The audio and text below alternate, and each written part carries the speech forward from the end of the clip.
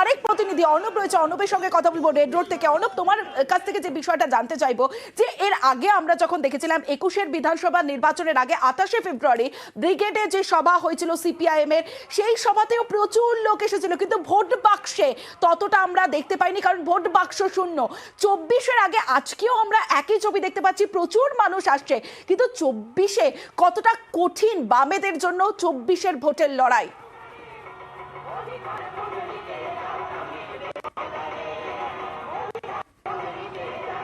একেবারে তো শিওরে Lok Sabha vote 2024-এর Lok Sabha vote, এবং তার আগে ডিওয়াইএফ এর প্রায় মাসব্যাপী কর্মসূচি যাত্রা, ইনসাফ যাত্রা। সেই ইনসাফ যাত্রাকে সামনে রেখে তাদের এই ব্রিগেড অত্যন্ত গুরুত্বপূর্ণ। হতে পারে বামেদের আসন সংখ্যা শূন্য,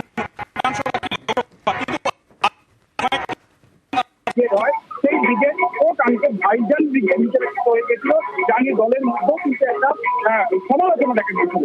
কারণ যেভাবে অদৃশ্য অভিনেত্রী এবং ভাইজানের ওঠা মাঠ উঠতে পড়া, কিন্তু একা ডিওয়াইএফআই বা একা সিপিআইএম বা বাম নেতৃত্ব যে ব্রিগেড করতে পারে, আজকে ছবি কিন্তু তাই প্রমাণ করছে। এবং সকাল থেকে ছবিটা তোমার ব্যক্তিগত ছবিতে দেখাবো, যুবরা যেমন গেছে, একই সঙ্গে তরুণরা রয়েছে, এর পাশাপাশি যারা দীর্ঘদিন ধরে এই সিদ্ধিটাকে বাড়িতে রাখেন, তারাও কিন্তু দুর্গাপুর তথা হুগলি চেষ্টা করে আছে।